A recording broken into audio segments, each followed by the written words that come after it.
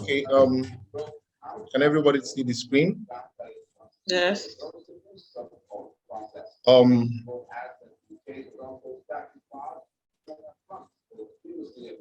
Okay, welcome everyone to this another occasion for our monthly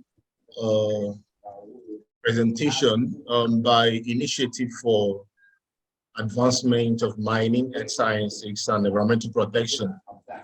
This is the second time we are talking something on lithium. The first one, we presented a lot of models for lithium exploration in our previous presentation. And for some of us that did not actually join us then, I think we can also get some of the previous presentation through our website, www.imsf.com.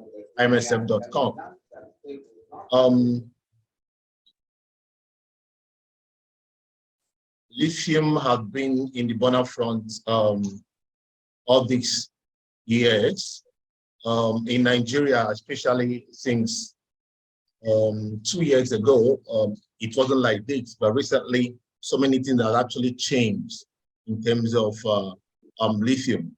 Mostly the lithium found in Nigeria are actually associated with the cassiterite, columbite-tantalite, and other extensive belts of rare metal bearing rocks, the pegmatite, which actually have some extensions running in a confined belt within the country.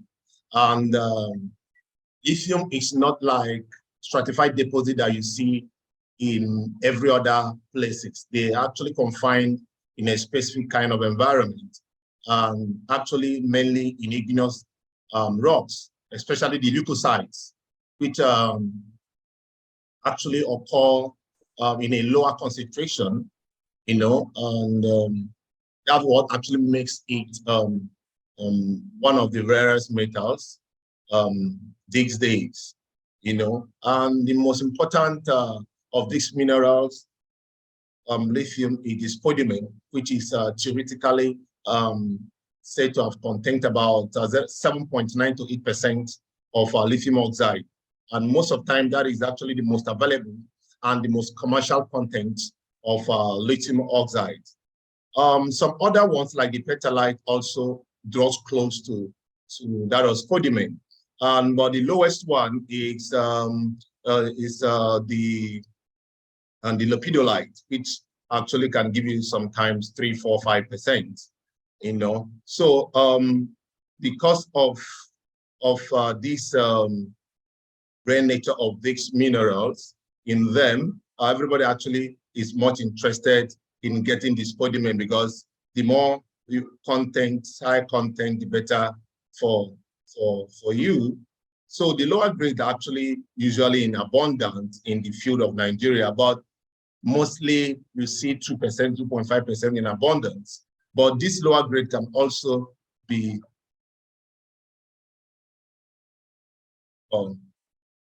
now, because of the lower grades that are actually in abundance, I think that's why we are bringing in this awareness of addition of trying to bring in awareness of investors to see the need for some modular plants, at least even if it's not getting to the extent of lithium, into the lithium, up to the lithium hydroxide. At least we can concentrate them to bring them up to some certain percentage. So that is just it. Hello,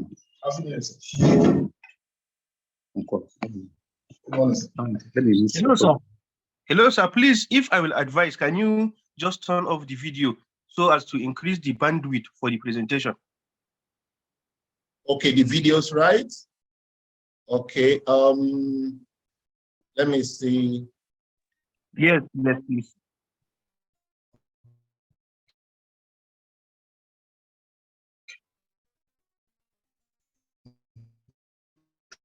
Okay.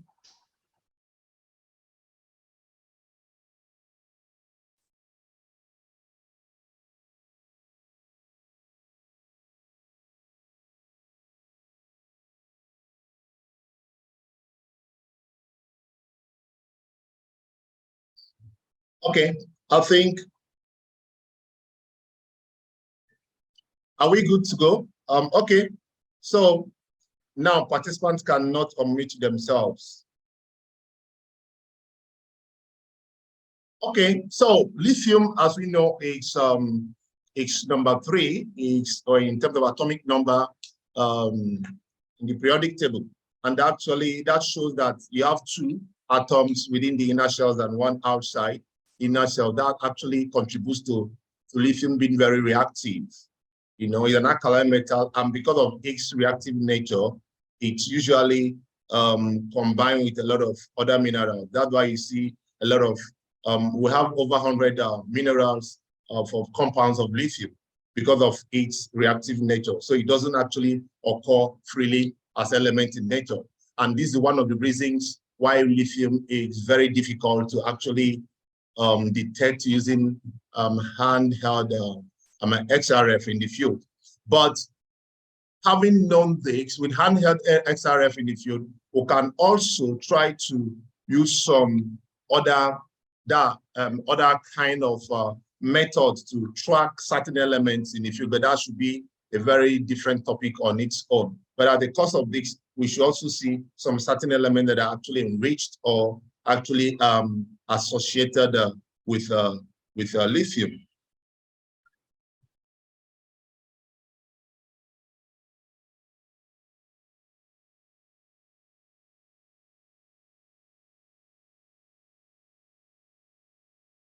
So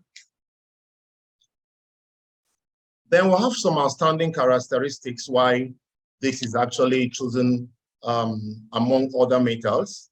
One is its calorific capacity because of it. Short, everything about lithium is its ability to, when it comes to energy, conductivity, and you know, high temperature intervals in the liquid state, and also its low viscosity because it flows easily because of its molecular makeup. You know, it doesn't result in a very little friction when it's actually in motion, and also its low density. That's why you can see lithium batteries highly densed up, but has so much energy stored in it. You can't try that with other ones. So you can see some 200 amps of battery of lithium-ion battery. You see that they are very efficient, more than other lithium, other kind of battery. Now we'll look at some of the growing interest. Why actually the recent growing interest in lithium? The major thing is within the last 3 years, lithium wasn't as in demand as it is today. Most of the lithium actually split into the demands of the ceramics, within the ceramics industry, the glassix industry, and even the battery industries are not even up to that of 35%. But recently, we found out that the demands of lithium have actually gone up to, you know, 95% in demands. So I think having known this, another thing is in terms of performance. You know, the recent technologies, everybody is actually going in for lithium-ion battery, and the performance is actually preferred more than the old other kind of battery. And also the clamoring of the new initiative of clean energy, you know, this clean energy environment, trying to reduce carbon content in the atmosphere and all that. So lithium are seen as one of the materials, critical metals that could actually solve some of these problems, at least towards, you know, switching down to zero emission of carbons. Also, this recent production by Tesla, which we know that if you look at the demands, how many units of actually Tesla vehicles have actually sold in recent time. Look at what was done in 2022. It's like double of what is actually done in 2001. So looking at this, it is expected that the 0.5 million tons has actually even increased more than what is, you know, what is expected. So as of now, the demand is actually going into close to about 1.5 million.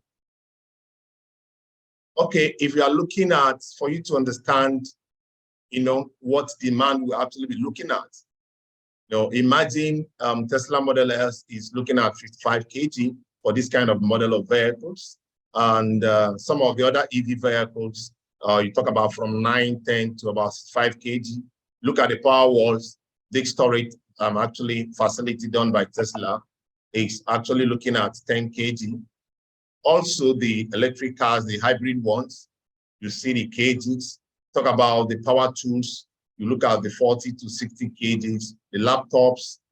Now, before the laptops, the phones and other tablets are actually in grams requirement of the weight of lithium. But right now, you can see that the cars has taken thousands of requirements. So this has actually become the reason why everyone is actually clamoring for this.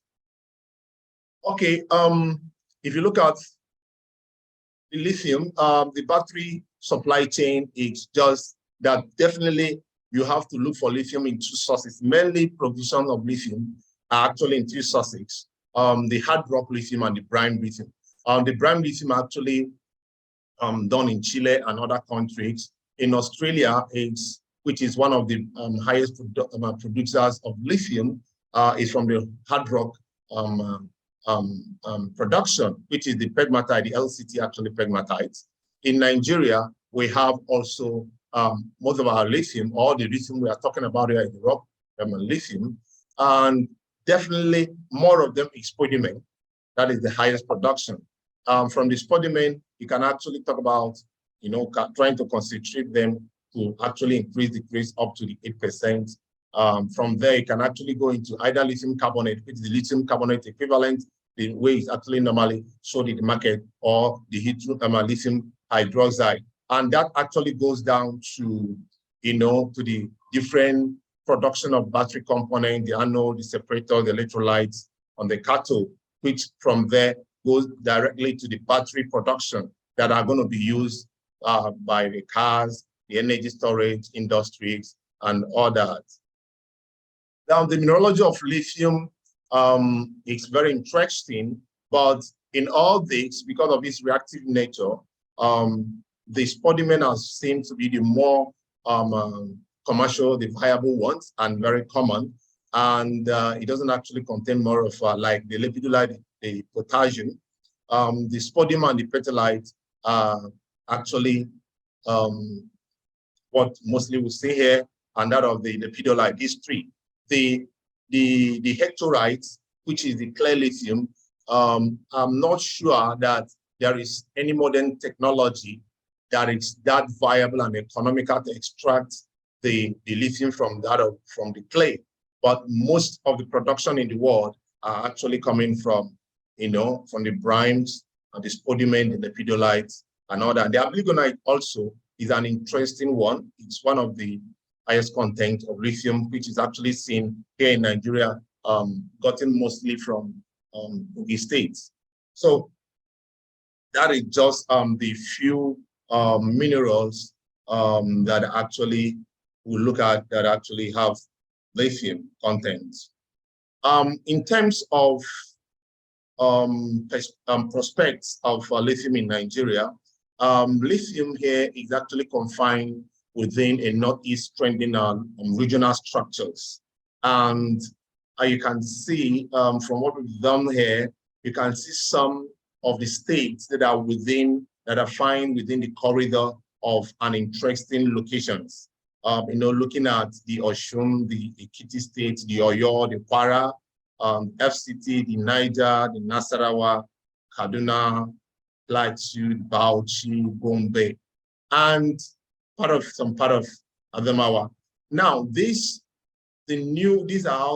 are some new findings that are actually coming up, in some locations of Cross River, Taraba, and also that of Kebbi State.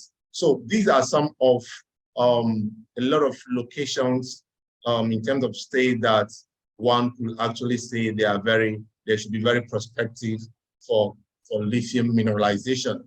And If you look at the geology, already known geology, this is the regional geology of Nigeria, Pan-African basement, showing some of the locations of rare metals and also some barren pegmatites.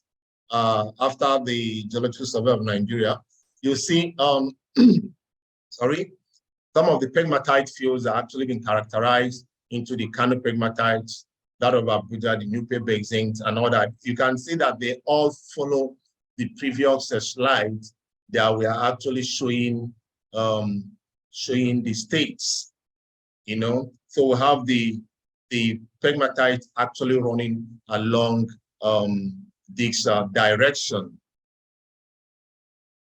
Okay, this is a good one. I think this is very important. Trace constituents of some of the LCT pegmatites that one could actually look at. You know, most of the time you don't actually track lithium directly, but indirectly through some geophysics, some handheld XRF, there are some certain trace constituents that you can actually read out in the field or from your rock that could actually tell you that this could be a potential for LCT pegmatite, which can actually give you the required lithium content. You know, when you start seeing some enrichment of beryllium, the boron, the fluorine, the phosphorus, the manganese, the gallium, the medium, niobium, tin. Here also, the chromium also is there, but it's not actually here. So we can actually start looking at it. The LCT pegmatite actually is taking its name from majorly the enrichment of cesium and the tantalite. So that's why some of these rare, some of our belts, pegmatite belts in Nigeria, that actually rich in the tantalum or thing is an interesting target for this. So if you take a look at some of these few oxides, these are some of the samples we analyzed last month, and you just take a look at them. You see some of the oxides. Here we're able to get about 7.78. Actually, this is a clear spodumene. You can see this is spodumene. Well, what we are saying, the spodumene, this had about 7.74, and you can see it very, very low in potassium and sodium, or in sodium. But if you look at this is giving you about 2 point something, telling you of potassium here about 1.5 and sodium 4. But so this actually gives you an indication of lepidolites, you know. And also the last one here gives up about 6.4, you know. So if you look at them, you can see the aluminum oxide, some elevated, highly elevated number of aluminum oxide here is about 23.9. Here is about 28.11. This is, you know, this is actually high. This might be bligonite kind of, but it's also showing you a bit lower lithium content. So if a nice sample is actually collected, this can actually supersede this, because if you look at what you have here, I don't know, oxide at about 28. This is about 22 and all that. So if you start looking at your pegmatite readings, anything be above 24, 25, then you start actually looking for an interesting rare other elements, minerals such as lithium. Okay. Also, we need to understand some of the reporting standards, industrial standards of lithium. Most of the time, this is actually confusing the lithium oxide, lithium carbonate, and the lithium hydroxide. Actually, most of the samples, the laboratory reports lithium oxide, you know. But in terms of the market, the lithium is actually sold as lithium carbonate. But what is actually ready for the battery is the lithium hydroxide monohydrate. This is actually what is sold, which is actually costlier than lithium carbonate and all that. So if you look at this is actually showing you how you can actually convert one to the other. So if you're talking about lithium oxide and you want to actually report it to lithium carbonate, you can actually multiply by 0.473. The lithium can actually be converted to lithium oxide by 2.153 and all that. So this is the relationship for one to be able to, you know, so that the information can easily be compared on a kind of a like for like basis.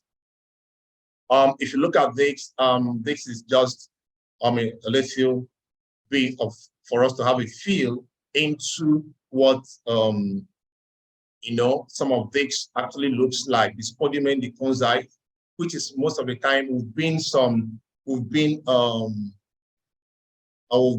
me particularly, some of my boys and some of people I work with have actually been a victim of some of these things in the field. Sometimes people will present different kind of quartz, pink quartz, and call it spodumene. They call it a pink spodumene, because spodumene is the most abundant of lithium-bearing minerals and actually found in economic deposits. So whenever most people hear spodumene, they say, yes, that's the right thing. That's what we want to see. But most of the time, the pink quartz can actually give you some characteristics and look as if they are this. And at the end of the day, it's not.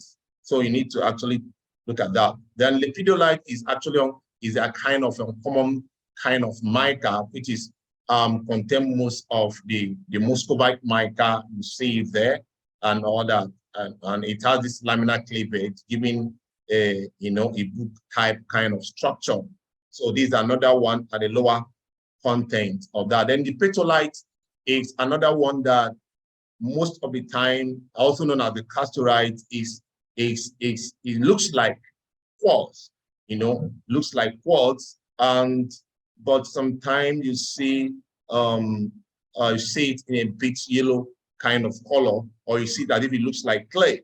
This sometimes can be confusing. So we need to understand that petrolite is that. Then look at the big boy here, the amblygonite. These are fluorophosphate minerals that compose of the lithium, sodium, aluminum, phosphate, and some hydroxides. And most of the time, it can easily be mistaken for albite and other feldspathic kind of minerals. It has more of the lithium content in whenever it's actually found. So these are another thing one can actually see. Now, let's look at some of the raw samples we've seen their result before and how they look. You can look at this spot.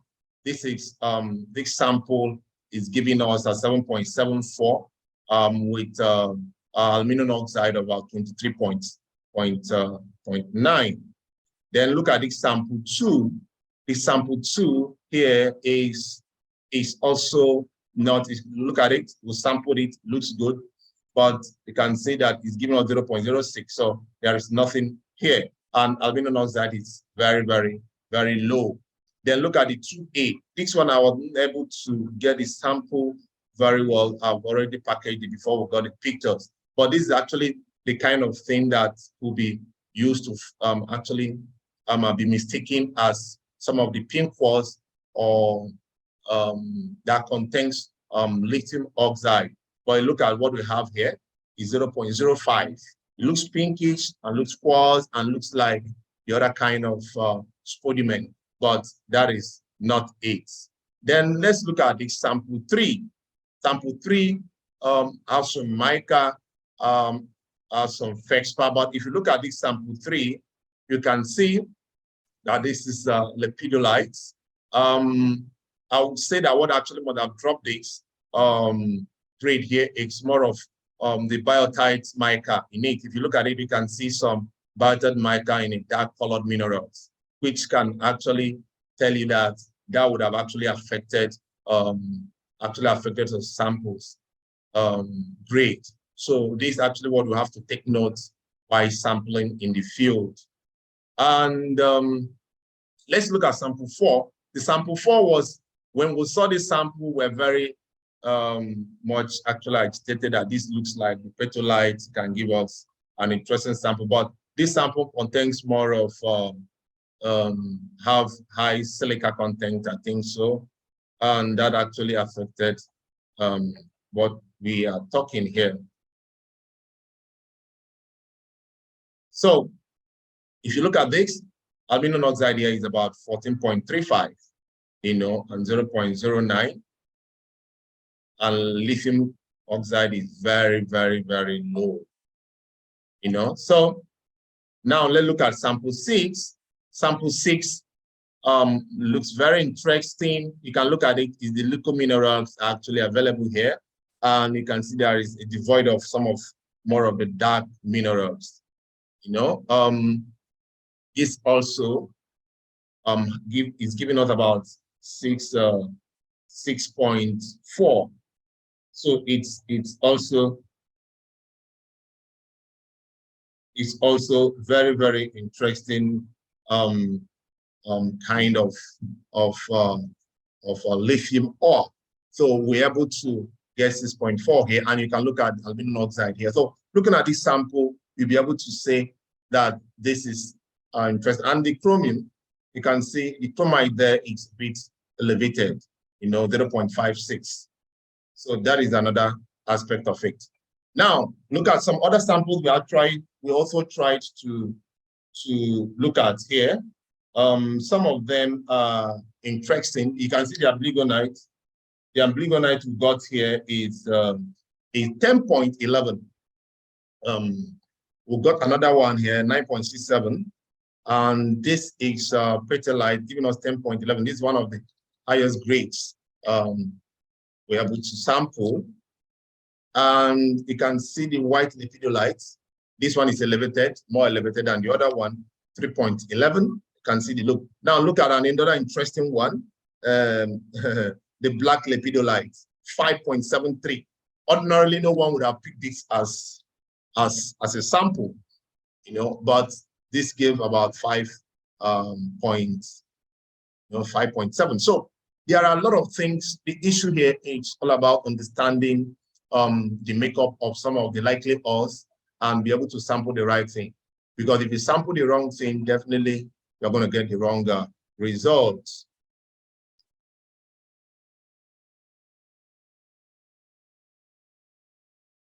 Also, siliconite, the spodumene conzite, you can see the pinkish color, 6.85, an interesting sample. Then see a very clean spodumene here, also giving out 7.2. Now you can see it's devoid of the black minerals in it and all that, and you can see the cleavage well structured. So that is it. Then look at other sample here. This spodumene here gives 7.56. You can see also look like the other one. The lepidolite here is about 3.76. The other lepidolite here is about 4.8. So you can see most of the lepidolites actually do not exceed the 5% and all that. So having seen that, you can see that why everybody is interested in the spodumene. But the spodumene, if you have your spodumene, definitely you are sure of something between 6, 7, 7.5, if actually sample them very well. And that of lepidolite, the highest grade is within 5%. And you have more of lower grade also, which can give you about 2%, 2.5. All depends on how they will actually, the contaminations and how you actually sample them in the field. Now, the emphasis on the demands of this mineral, it does, it's so enormous. The annual lithium demand now has actually roughly, as I said before, getting up to 1.5 metric tons of lithium carbonate equivalent, and definitely most of the truth of the matter is that most of the forecasts, it has actually been, all of them it has gone beyond most of the forecast and all that. Who knows what will happen by the end of this year, So the forecast since 2001 has actually tripled, and it keep on, going. By 2030, a lot of demand will be placed in lithium, over looking at 3 million LCE and all that. And also, we need to, because of the consumer electronics, energy storage, and other industrial application, also need to account for this. So that is why most of emphasis are on lithium now, because the issue is that demand keeps increasing. If the demand are increasing and there is no way to balance this over the long term, there will be some, some critical shortages. And who knows if the lithium will still be there after the next 15 or 20 years, because of the increase in demand and so many other things are going to be coming up, on this, and they are going to be demanding. So the issue now will also rely on either we are going to be looking out for recycling, or we are going to be looking out for, apart from recycling what is actually there, more exploration, intense exploration to actually find more deeper deposits and all that. Because right now, in some other country, in Nigeria, what we have, the medial deposit we have not been defined to be able to say this is the actual numbers we have, where they actually found an order. Some other countries have actually started trying to, bring in so many other projects on board. Like there are other 6 projects now coming in from Australia and Chile, some other ones. Here in Nigeria, we need to actually start doing more to see how we can define these deposits to actually attract some investment. Because what we are clamoring now is people should come in, investors should come in and add values to what we have here by putting some of the processing plants and all that. But someone cannot come in and start processing plant without knowing what it's going to get and all that. If you're not sure of what is in a country, totality of what is in the country and all that, how is that going to be realized? So these are some of the things. So the first things need to be done. The figures, the facts need to be there. What is actually being taken away needs to be there. You understand? In some other countries, we say in the maps, this is actually how produce this amount of lithium at the end of the year. In Nigeria, what have we actually produced? Yes, we believe there are so many prospects and abundance of this, but the truth of the matter remains that for production to actually kickstart, for investors to actually come in, we need to do more in terms of deeper and more elaborate exploration campaign.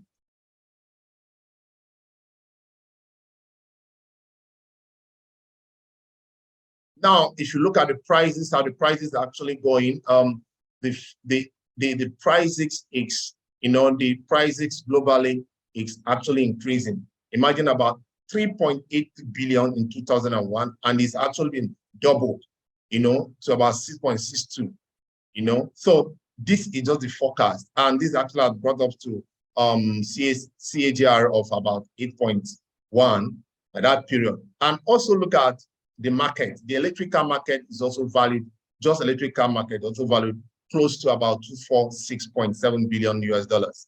And not only that, the forecast, this actually is going to actually get up to 1.3 trillion. So what are we looking at here? What are we looking at the global markets? If we can only tap into the 1% of this market, just 1%, or even 0.5% of this market, that will tell you that we definitely will be having an interesting revenue. Over 13 billion US dollars will be actually coming in here, So this is a market we actually need to look at very well and bring in a structure to actually make sure that investors see these things, not just the way things are actually going now. Chinese, a lot of people coming in and catering away the ores and all that. Apart from that, there are some other minerals, other ores that are being catered away that contain lithium in the country that we are not even aware that they also contain lithium. So that's the essence of actually value, addition in some of this ore. If you look at here, the China market, the China market 2020, you can see the way the China actually is actually leading. Most of the processing plants actually located in China, and you can see all the batteries, most of them are in China, followed by South Korea, US, Korea, and actually Poland. So if you look at this, the whole of this sector is actually being driven by, Chinese battery sector. So you can see the black ones are where they were, and their capacity in 2016, and you can see their capacity in 2020. So you can see that there's an enormous increment in this. Things are actually changing with shape, changing shape with time. So that is the way these things are actually moving. As of today, as of 26th January, the price of LCE is almost $79. And I would say that the drop might be because of the break. I can say that the Chinese actually have so much to talk about and so much to say when it comes to the lithium market and the pricing in globally. And as of January, it got up to 83. That is the highest ever. Imagine this is something that started about 6,500 per ton of LC. As of today, we are talking about over $80,000. So we can say the multiplication is over 12 times of what it were last 2 years. So that is the they've actually gone in. Then these are we don't have any systematic way of actually controlling price. Yeah, the ore prices in Nigeria depend on so many factors. Where it's coming from, the contents, who is actually buying, who is actually selling, who knows what it contains. Sometimes some people that are even selling do not have access to critical things that actually require, like the laboratory. It's what is actually brings that they tell you that that's actually the content.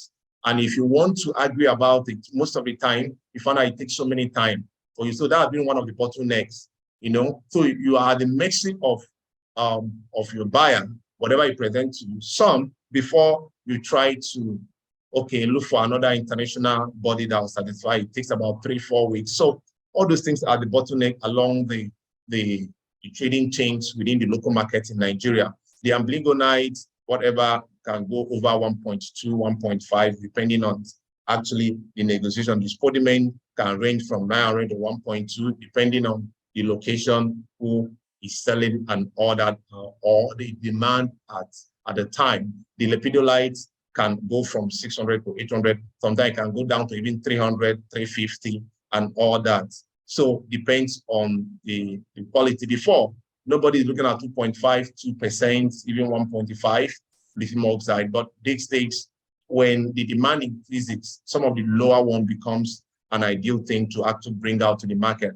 But some of these lower ones, if there are processing facilities, they can actually be concentrated and be pushed up to about 6% grade, and that will come up.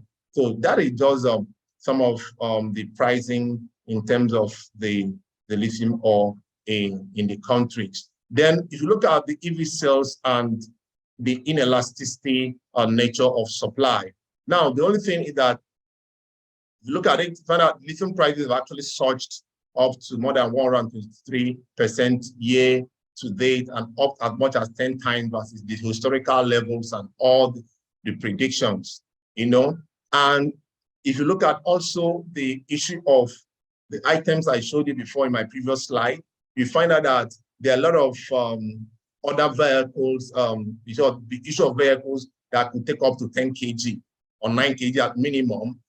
It's like how many thousand times more than what is actually required in smaller electronics. So now you see, this has actually brought about a tremendous increase or double from this. Like some of the unique cars that were actually globally sold as of the previous years was about 3.3, and it doubled to about 6.3 units between 2020 to 2021. So this is another increase, of about 52% in 2022.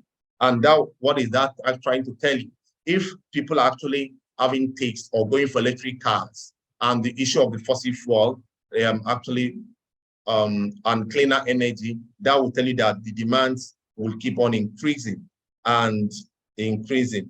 So now, why is the supply not going to respond so quickly to this? It's very simple.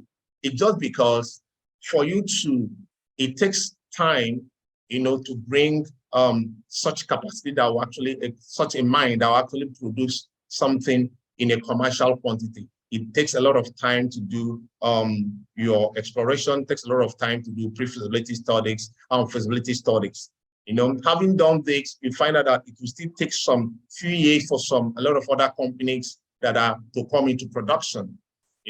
At least most of the companies takes a minimum of 5 years to come on board.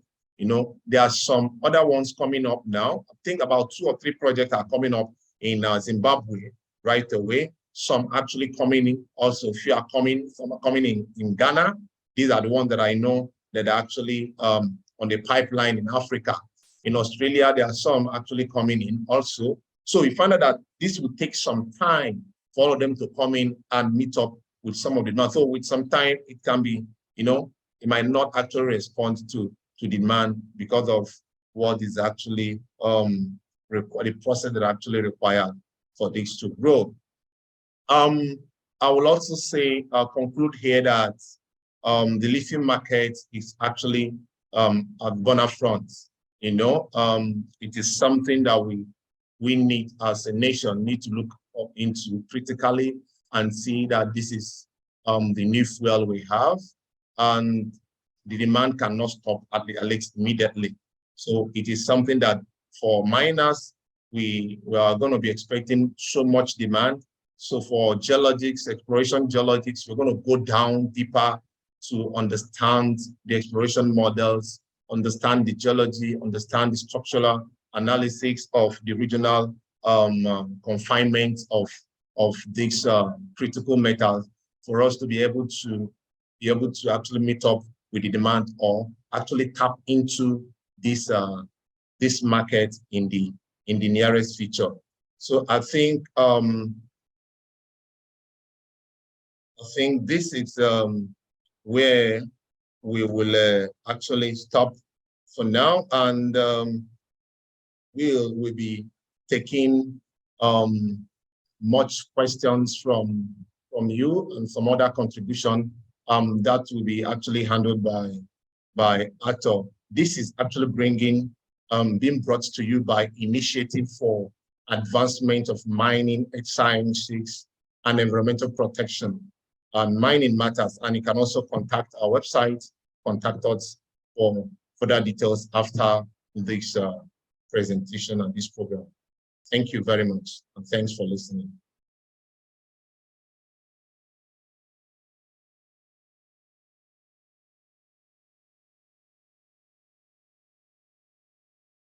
Okay, miss.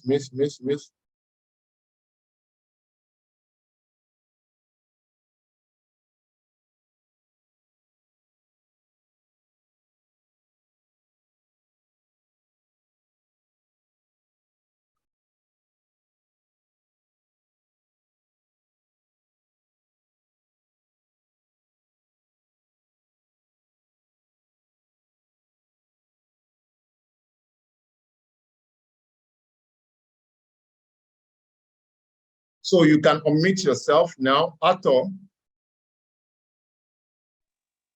Yeah. Okay. Thank you, Mr. Gideon, for this presentation. That was actually a good one. Please, if you have any question, you can actually there are put a lot of messages. So one can people that are, I don't know if there are some hands. If there are the messages are about they're just putting their email address. Well, okay, but Daniel Hagley, he asked them, where can we get buyers? That's the question. Daniel Hagley is asking, where can we get buyers? I think it's for lithium. Okay, when buyers, getting buyers and getting market has some process and has some change. That is not a difficult thing. You can also write to us. We can link you with that's a subject we can discuss beyond this location. If I tell you are going to get buyer in Sokoto, you wouldn't know where to go in Sokoto. If I tell you are Kaduna, you won't know where to go in Kaduna. So buyers and markets are not only buyer, people want to know whether you are actually a true source. Because from the experience, a lot of people will say they have materials or they have something to sell. They will sell you something else. They will sell you stones in terms of what they are looking for. So there are a lot of due diligence for us to actually pick you as an interesting source. So if you don't have what it takes to supply, you don't have what it takes to stand the integrity of what we are supplying, we cannot recommend you to anybody. So the most important thing, first of all, we know who you are, what you are doing, where is your mind, or where your connections are. These things have to be tested, and we need to know your modus operandi, how you actually gonna achieve the production you've actually said you're gonna achieve. Okay. Secondly, Mr. Amrit Singh is asking, what are the physical properties to identify the spodumene in the field? You said what? What are the physical properties to identify spodumene in the field? That's Physical from Amrit properties. Singh. That's why I showed. Yes. That's why I showed you. I took time to bring in. If you are talking about physical properties of spodumene in the field, that's why I take time to show you a lot of ores that we actually gotten in Nigeria. For you to identify anything physically, you should know how it looks. You should know the color. You should know the kind of the texture. You should know the cleavages pattern and all that. You understand? Now, if you're talking about the spodumene and the lepidolite are not the same thing. That's why I show that. I show the pictures of different spodumene and different, what do you call it? And lepidolite and blegonite and all that. And the one that look like quartz. So identifying it in the field, definitely you must follow who knows it, trying to see it, and then because you can only identify rock by seeing it. When you see this kind of rock, you know that this is granite, pegmatite. Is that first of all, you must find yourself within the pegmatite region. You can't be looking for it in a shell. Maybe you bring up shell and say, is this shell? Is it a pegmatite and all that? First of all, you must find yourself in the region. If you're in the region, you must find yourself, is this actually the leucominerite or the leucogranite, the S-type granite? Forget about those technical ones. We want to talk because a lot of people here actually are interested in the money of the lithium. They are not here to do presentation for you to go and write your MSc or write your doctorate and all that. You understand? That's why we do more of industrial-based and practical-based kind of presentation. So you see them, you see a way to actually go and get what you are looking for. So after the presentation, it is actually going to make available for a lot of you to actually have access to it. So you can look at some of the ores and look at them critically, look at these videos and other. If you need more identification features, we can actually send to you. The more you find yourself in the lithium environment, the more you'll be able to actually identify them. And let me tell you one thing. In every mineral identification, the more you deal with the minerals and understand the grades of the minerals, the more you understand. So there are some of the places that I go to, they will tell you, they will bring certain lead or certain materials. You ask yourself, how do you buy a particular product in the field? It's by constantly dealing with it. If you're not constantly dealing with it, you won't be able to know this mineral is ranging from 50 to 60 or 40 to 45. Some of the people that are actually identifying this mineral and all that, some of them do not have any formal education. Most of them do not have any formal education. In short, the person that taught me mineral identification could not write his name. We'll call him Dr. Stone in Kogi State. In those days, Dr. Stone, he identifies every stone, tells you the name, tells you what it looks like, tells you the quality. But this man didn't have a formal education. I think he didn't have a O-level. So that will tell you the practice and experience coming out from that. So identification is actually based on such. All right. Sorry. Okay, Mr. Gideon. Maybe I don't know if I should read all the questions once for you, or if you take it one by one. One after the other. Sorry. Okay. Okay. So, Mr. David is asking. He said to Mr. Gideon, you mentioned that sometimes people export ores that contain lithium, though they are interested in other minerals. What are examples of such ores that have lithium but are exported for other valuable minerals they contain? Okay. Why I didn't make mention of it is I personally do not want to talk about that mineral because I've not, from my experience and what I've done, I think it contains that mineral should contain it. But for some purpose, because I've not done all the process of identifying whether it is true or not. So I want to keep it for now. But I am 70% sure that it will contain. Now, let me tell you another thing. Let me just give you the simple example. The simplest example is some kind of quartz. Some kind of quartz, we think that our quartz can actually have some elevated number of fuel lithium. It might not be much, but it's just like, for example, let's take what is happening in Abakaliki lead and zinc. The lead zinc of Abakaliki and that of somewhere in Nasarawa will give you an interesting silver content that nobody knows except somebody buying it. That's why some buyers, when you say you are bringing ore, they ask you which location. They want to know the location. If it's Medugri, if it's Ebonyi, if it's Wase, if it's Nasarawa, they actually have in mind that this is actually where I could get some percentage of silver. Some have as far as 0.5%, some 1% silver. And you are selling it as you are selling your galena and other, but it contains some of it, which is very, very valuable metals in them. So even quartz is one of the cheapest, right? I think a ton of quartz they can give you for, depending on where you're supplying to, they can give you for less than 30,000 naira per ton. But you might be interested to know that it could contain some other things that you don't even know and you're not even talking about. Because some of them, some environment where they are coming from are associated with the pegmatites. And because the pegmatites are actually associated with the leucocytes.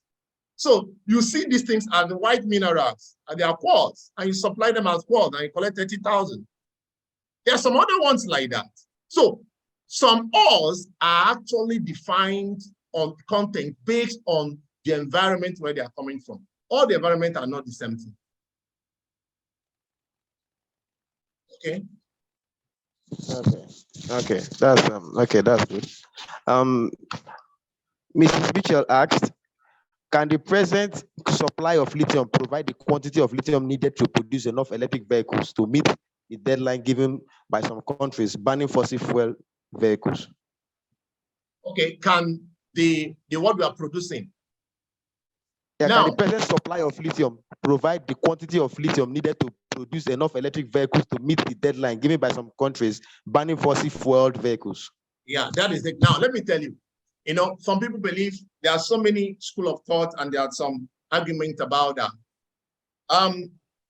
Actually, we believe that there's enough abundance of it in the pegmatite and all that lithium is actually found in almost all the countries and all that. But the awareness of lithium now has created that appetite for exploration for lithium. Before, so many pegmatites are actually mapped for literature's sake, you map them for rare element, and nobody goes to look at commercial value and all that. But I believe that because of the demand and the awareness, now anybody that sees anything on the road start looking at it as if it's lithium. And let me tell you, most of the things that have been forgotten before that we never knew, like in Ghana, how was their own is actually discovered? It's been there for years, nobody knew, and it's coming up, as of now, at least the world is sure of 2040, for what is available, is sure of 2040, because the major production are actually coming in from the three countries. The major world production are coming in from Australia, from the China, the US, and the Chile. In Africa is Zimbabwe. You understand? So most of the forecasts and is actually based on this. Some of the smaller countries and all that are not even brought into the context. But I believe that because of the awareness and all that, most emphasis have been placed on that. Last 3 years, nobody knew about this in Nigeria. But because of this, now I think that the more emphasis that I've actually placed on it, the more conscious for it exploring. So we think that at least we are sure of lithium, being in abundance within the next, say in the next 10 years. Okay, that's good. That's good. I think we should bring in some people who have raised their hands. Mr. Tayo Ajani, I don't know if you're there. You raised your hand. Mr. Tayo Ajani. Yes, I'm there. Okay. Yeah. Good afternoon, Gideon. Yeah, Tayo. Yes. Welcome as usual. Very, very interesting presentation. Quickly, I want to point out some things, not much contribution, and I will expect your input too. I mean, knowing you are quite experienced from previous interactions and even this presentation. One, okay, we are talking about the lithium. My fear, this lithium that we are talking about, my fear, are we not going to go the way of previous mineral rush. Let me give you examples. No. You and I are old hands on the field. There was a time this tantalite thing came up and all of that, the rush and everything. But the same thing with barite too. But this buyer takes all syndrome. It's a problem. I was talking to an investor, not I said, my fear is you take your thing to somebody, he takes sample and takes it in. He does the sampling, he gives you the result, he tells you how much is paying. It's a loss. My fear is all of this great prospect, I would say come back to another fear I have. How do we make sure that this doesn't go the way? Because these are the things that killed these other minerals too. One. Two, how do we get, if I'm going to be honest with you, where I'm mining in Kogi State and where I list out my excavator in Ekiti, there are some interesting things that are coming up with in the next few weeks. I'll get personally in touch with you. Where we are coming up with great things that looks very promising. But my fear is this again. Now, another issue is this community problem that are befalling other minerals before. There are cases in Ekiti State where they kill people, they shoot people now because of this current lithium rush. How do we forestall that? Three, I mean, when you keep doing that, and I can bet you with a pegmatic belts in Nigeria, and in the next few years, I will not be surprised if we'll be nearing Zimbabwe in terms of established deposits. How do we act to preempt the evils that can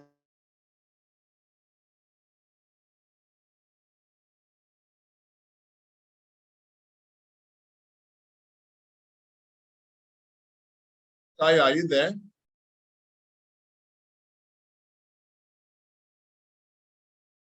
Okay.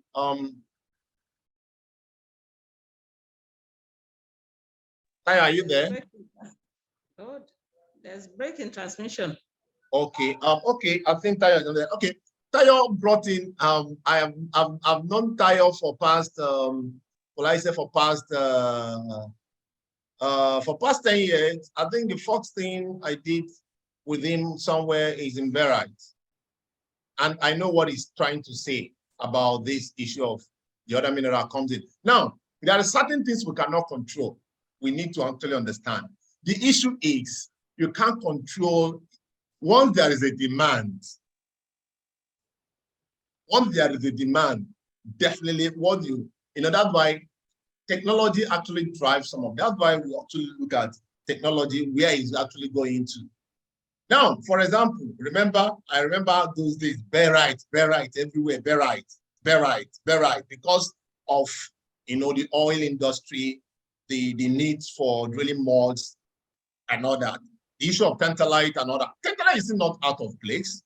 You understand? Tantalite is not out of place, actually. Tantalite is actually one of the materials for energy storage actually used also. Tantalite is also one of them. But we need to understand that that's why whenever we are focusing our attention, we should be looking at the future. What is the future looking at? We know that you can never in any way now, whatever you are reading, bring the issues of IT, that IT will face out in the next 5 years or 3 years. Remember we used our legs to trek in the field, and suddenly drone came out. And from drone now, you can take your pictures from the flight, you can take your picture from anywhere, you can even survey using drones and all that. So you see, technology takes certain things away and all that. So we cannot say because of that, that would not and all that. But as government, the only thing I think is that bedevils everything is the regulators have a very big work here. Now, the biggest challenge in the mineral industry as of today, I'm aware of, is the community. Handling community is one of the bottlenecks that can deal with you. The sensitization in terms of what these things actually need to bring, the regulators need to take on their jobs in terms of sensitizing the community, in terms of enlightening them, in terms of so many things and the environment. And let me tell you another thing. If these things are not actually done properly, yesterday I was showing a particular image to someone, I was training someone on imagery, I will find out that a particular, just within a particular location, the openings there, the excavation there is like baskets. The excavation there is like baskets, you know, in the sense that the thing is so much that you can vividly see high environmental degradation in place. So I think that is one on that. Another thing is we need to move with the trends. Having known that, there should be a structure of how these minerals are. Now, the government has a way of exploring, and there's a place they explore and they stop. So there's no way they can do it all to that kind of, but for me, I believe that they can still do more, because if US we are mapping in they were mapping before in 1:10, 1:15, they have drawn down now to 1:5. Both of the US map, you go there, you see the amount 1:5,000, geological map and all that. In Nigeria, I don't know, I think the lowest we have is 1:25,000. See, so we still also need to do more. As even is going, we need to do more on these things to be able to, you know, have all the benefits of it. The rush you see is actually what is actually normal, but the regulators need to come in place to enforce certain things. That's why you see people, they go into some places, they do whatever they like, they get out with it and all that. The regulators need to regulate and do their job. We can't do the job for them. But if they say we should come in and do their job, why not? That's why we are actually advocating. The job can actually be done also. Arthur, please, next person.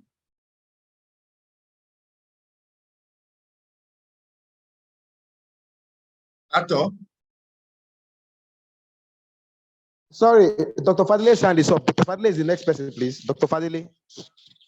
Yeah, thank you so much, Leader Gideon, for that wonderful presentation.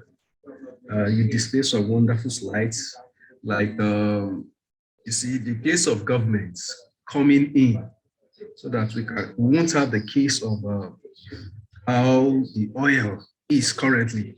We can't even control it. We don't even know. We don't even know what we are producing on a daily basis and stuff like that. You know, now that lithium is coming on board, and a lot of investors are interested in it. Even, it got to a point I even want Tesla wanted to come in to cover all the pegmatite gain for the lithium and so on and so forth. But at least we have a good and reasonable minister who felt no, that if at all you need the material, then you have to set up your industries in the country here, so that it can be of benefit to the citizens, which I think this is what we need to be looking at, how government will step in, so that we can begin to harness this thing and go through all the beneficiation process here. You see, you display those slides of samples. I discovered that, ordinarily as an investor, if I come for lithium, like the lepidolite and I think the pellite or thereabouts that you display, it may not be rich in lithium, but I can see high concentration of tin, high concentration of aluminium there, which is another business. An investor will just say, okay, give me lithium, and because it's not there, they will begin to after concentrating, they begin to get aluminium, begin to get things from those stuff, simply because those mining it lack understanding or knowledge about all this material. And that is why we must keep advocating and creating, sensitizing our people. And you see, somebody on the platform also was asking, where even I have the material, where am I going to, who is the buyer and so on. Middlemen can hijack them and shortchange us in cases like that. If we don't have buying centers where government itself invest them, harness them, and sell it globally, when things like this are done properly. And that is why we must keep clamoring for all these things, so that it can be done well and nobody will be shortchanged in any way, and we'll get it right. So thanks for this wonderful presentation. That's just a little contribution I have on that. And I believe when we keep creating awareness, they will listen to us. Hopefully, sometime it will get to them and we can start doing it right. Thank you. Thank you, Dr. Fadili. Thank you very much, Dr. Fadili. Mr. Gideon, please. I have one question from Usman. Yeah. He's asking, it's 3 questions. Number 1, he said, most of the results you posted, are they based on XROF or AAS? That's number 1.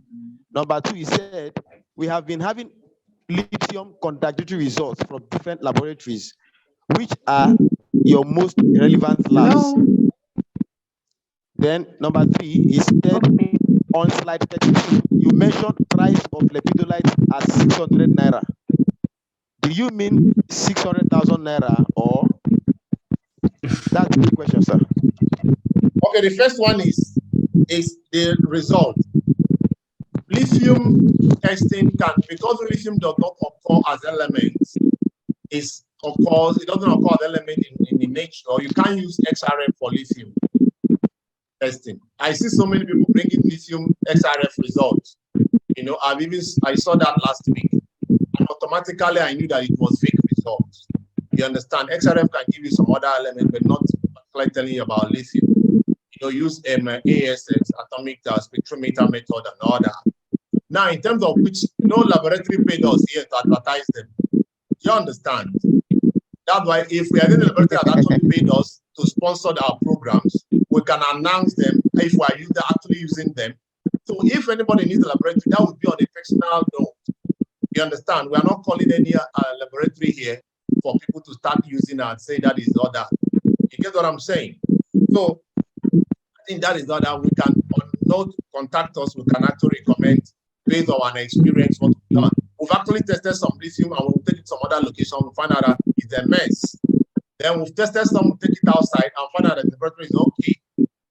So that it does it. But the issue is that when you want to test certain laboratories actually test, based on track record and all that. And most of the laboratories in Nigeria are not as standardized, but that does not mean they will not give you the right result. They will give you the right result.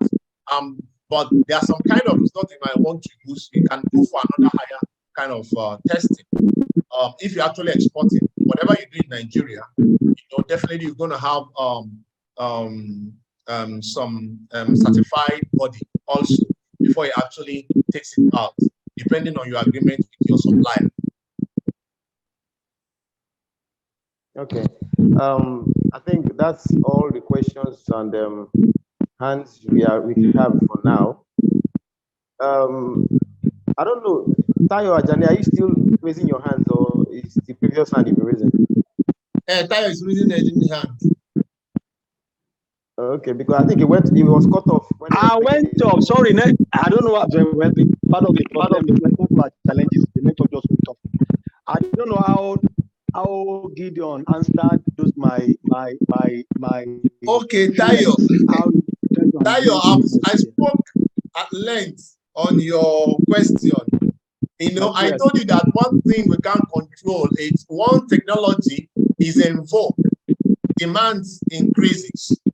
And once demand increases, you start looking at, definitely you can't stop the rush.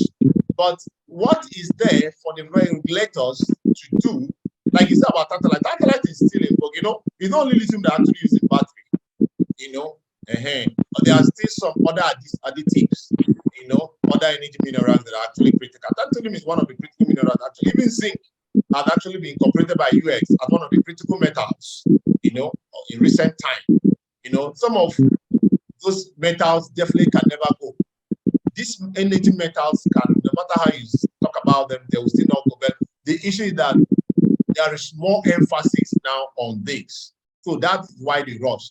But what is the role? What is the role? The role of the government. The role of the government and the regulators needs to be played. Need to be played in such a way that the communities is one of the biggest problems in some of these things. My experience has shown that the community is like the cash. Somebody who wants to do the business. Having said that cash is the king, community is the king. No matter what you bring in and all that, and your community do not understand what you want to do, they are not going to do business with you. And most of them will allow people that are now supposed to come in and they start doing whatever they want to do. So I think everything is centered on the community. Wherever they are rushing, wherever they are digging. Remember when there was a gold rush in Niger? I could remember that how many people that died within a day because they found, you understand? Because they found some nuggets. And Abuki were killing people, struggling for one place. In short, they dug a place so they said that they dug under the tree, that the tree fell and killed some of them. If you remember, in Kafin Koro, is that? Yes. So I went there. I was part of the team that went there and all that. So you see, so these are the things that is actually bound to. Now, what happened? Until the Niger State government came in to seal off the place, take control, condone, do and all that. But there should be more to that because the people that are closest to any environment are the community. So the leaders of this community need to be seen. There should be a proper sensitization on awareness on so many things about these things. So, but when they are not done, they don't even know their left from their right. They don't even know their rights, and they don't even know the right of the investor or who is actually coming in. So I think that is on that. And let me tell you one thing again. Some of the metals we are thinking that will not come on board definitely will still come on board. You get it? Definitely will still come on board because all these things are driven from research. Yeah? Research and inventions. Once anyone comes in, then but only critical thing that can drive energy, the most critical that is driving, that is driving technology is energy. Energy from anywhere is energy. Everything is energy. Everything needs to be powered. You get it? So that's why you see that energy minerals is the best to go now. So the more awareness, the more we need to find out, how to, now, as of now, there is no clear and very clean method of actually winning the lithium from the clay, that should be economical, as of now. Even as of now, we are talking, there are still opportunities of a brine, of a brine production that could actually come up because there are some salt intrusion zones in Nigeria, but you ask yourself how many wells have been dug to actually ascertain maybe if there are some aquiferous layer that actually contain brine that could be of commercial purpose. Even the salt dome we are claiming in the states, in some states, who have actually seen it and all that. What work have actually done to show that? So what I'm saying is that all these things, there are potential, but the driving force should be exploration. There should be more emphasis on deep and more detailed exploration. Thank you. Thank you. All right. The last person, I think, is Alonge Bolanho. I think Alonge Bolanho, I think, is the last person raising up. And I think after this, we'll round this up. Hello. Alonge Bolanho, please, your question. Yeah, good afternoon. Yes. You asked, we were supposed to ask 3 questions, but you were able to ask 2. The price, that 600, is it 600, 600,000, No, 600,000. So you forgot what? 600,000. Buying cost, isn't it? Or selling cost? Yeah, buying. Whatever, all the price there are kind of a wrong price, and the side price kind of thing. It's devoid of transportation. Yeah. Okay, because there's this thing, the percentage, the sale per percentage. Is it generally, that 600 is generally or per percentage? No. Now, let me tell you, that's what I said. In pricing the ore in Nigeria, there's no systematic control over the pricing. You understand? The pricing depends on some factors. Now, one thing you know, the most important thing that drives the price of any ore is the grade. That is the most important thing. The grade. Once you have a good grade, you can say even something that out of the normal market, they will buy it. Because the person buying it understand that is not gonna, is exporting more quantity of lithium oxide than exporting rubbish. You understand? Because, for example, if you carry 30 tons of lower grade and 30 tons of higher grade, cause the same transportation. Yes. The person transporting it will not tell you, my friend, you are carrying 2% or 3%. No. So these are the determining factor. So the other person buying higher grade, we want to buy higher grade and even pay you more because you know that he's going to pay the same thing in transportation or exporting it. Okay. You get it? And the beneficiating plants will also be the joy of they actually derive more in actually benefit or working on something that is 6% than working on something that is 2%. Okay. Yeah. Because recently I mistakenly bought initially we got a very good grade, but we now went to buy another one. So what we got was 1.3%, and the buyers rejected it outrightly. So as it is, we don't know what to do. It's just there. We just offloaded it somewhere. It has not happened to you alone. It has happened to it has happened to me. It has happened to everybody, almost everybody in the business. Now, that is the experience we are talking about. That is the experience we are talking about. Now, let me tell you something. That sample I showed, all those others I showed before that we tested for this purpose, there were about 7 of them. They brought the whole of that sample as one.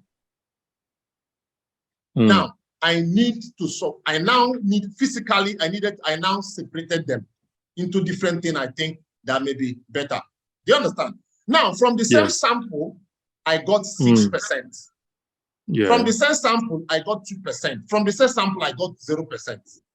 I'm listening now. Now, what is that trying to tell you? That's trying to tell you that from the control where you are getting your sample from, that sample that I gave 1.2 is the commercial testing you've done. When you do commercial testing, it will reduce, because now what they've now done is a representative sample, and a sample that can show the entire thing you brought in. So the dilution will be higher. Okay. Understand? Dilution will be higher because you are now sampling everything together, mixing the bad, the good, and the ugly. Yeah. Now, but if at the sides, that's why, again, when you want to play fast on some buyers, you know, that's why I tell people, when you are dealing with this thing, you need to be careful, understand what they are doing, do your quality work in the field, because it's cheaper for you to do your quality evaluation in the field than carrying the whole thing down to Lagos or to Port Harcourt or to Jos and find out that you've transported and you paid for rubbish. It's better you do a nice work, even if you are transporting 15 tons or whatever, you know that these 15 tons can actually give you this grade. Now, understand that your quality control personnel is good. If you want to do a business of million, 50 million, 40 million, and you don't want to bring a good quality personnel to understand what you want to sample and order, you need to sample, do so many things for you to say, this is the grade I'm giving to this guy. This is the grade. So in your field, there should be about 3 or 4 kinds of grades. Okay. And it's better for you to say, but if you mix all of them, they're going to give you 1 point something and they're going to reject it. In that 1 point something, you can still get 6 grade, 4 grade, but they might not be up to that 30 ton you supplied. Maybe at the end of the day, if you want to get something that is up to 4, if it's spodumene you are dealing with or whatever, you want to get something like 4% at the end of the day. Maybe what you supplied at 30 ton and come down at 15 ton. Exactly. Thank you very much. Yeah, you're welcome. Okay. Some questions are in the text, written in. I don't know whether you. Somebody asked here, what are other sources of lithium in Nigeria apart from pegmatite? As far as it is now, we know there are sources of lithium. We say that other sources of lithium could be brine, it could be clay. You understand? But now, the main commercial sources of lithium is pegmatite. That's the rock lithium. You understand? So that's why we are looking at all the granitic pegmatite bodies within a confined regions in Nigeria. If you look at Nigerian map I did there before, you can see some of the corridors of what we are actually looking at. For now, that is actually, if you want lithium, that is actually what you'll be looking for. Because even if you found lithium in clay now, I'm not sure anybody is ready to come and take it because of extraction and the processing. Okay. Sorry, before we go, I would like one of us put on our video so that we get our pictures, please. Are we true? What did you say? Let's turn on our videos.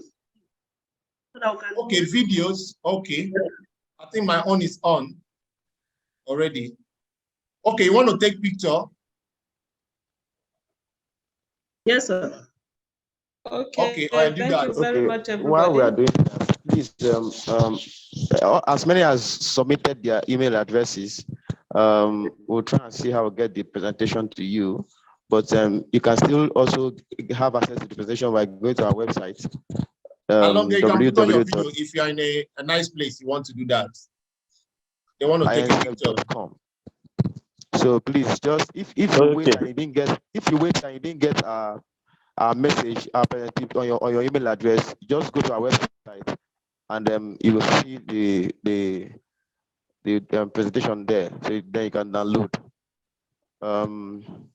I don't think there's any other hands. Dr. Mrs. Salawa, I think you wanted to say something. Yeah, thank you very Wait much. for some people. Okay, yeah, okay. Madam, you're welcome. Yeah, thank you very much for a good job. Well done.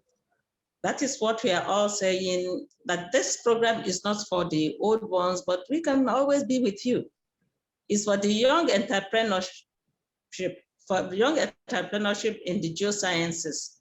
We have done a lot of exploration and exploitation, and we left it unused and leaving it for others who have no idea about what it takes to do. And that is why in the process of this program, we always say doing the mining right. If you do it right, from time to time, anything that comes on your way will not be profitable because you have access to the materials and how they are kept in the field. Now, in case of lithium, please be sure of what you are buying before dabbling into it. Otherwise, you will regret it. And for this presentation, the purpose of it is to enlighten more and more people in the course of buying these products. You see, if you don't do analysis, you won't get it right. It's either you shortchange yourself or you are shortchanged. Just like the presenter said, the samples we analyzed are all from the same truck. And that truck contained 4 different types with different percentage rate of lithium content. It can as well be so, and how much it was sold for the least amount, which is about 1.5 per truck or whatever. But after all this due process is done, we're able to find out that it could have gone for 10 times the price. So please exercise patience to do things right. Don't say because anybody they want this product and then you move into the side, you just, it looks like. There's nothing like it looks like in science. It must be quantified and scientifically done too. So next time, the young, come on board, come in with everything. We do with what is going on, such that we can benefit maximally from it. Today's waste can be tomorrow's wealth. So let's do the mining right. Thank you, everybody. You've done it well. The young one, keep moving. The platform is for you. Come in with any innovation and creativity that can boost the industry, and you will be back up with government policy as time goes on. The authenticity of it is just all it needs. The ministry is ready to back you up in anything you do. Thank you very much. Thank you, Dr. Mrs. Salau. Okay. Ato, please, next, before I forget, the next month presentation, because of so much demand people are making on awareness of lithium, we are trying to x-ray a lot of information that will actually aid our people in exploration, aid them, excite them, and coming in on board and all that.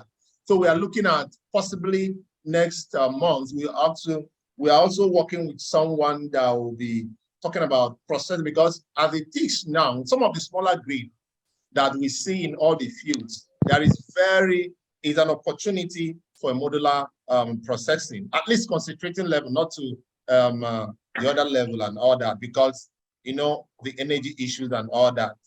But I think if one could target a lower, like somebody is saying 1 point something, why was it rejected? It was rejected because it's exporting it.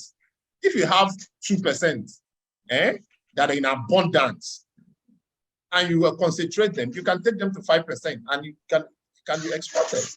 So that's why and it's better and it's cheaper. And nobody will. The issue is that most of these people will not want to, because they know what happens when you process in their own country. Their country gives them money to come in here, pick it, go there and process it, to create jobs, to create opportunities.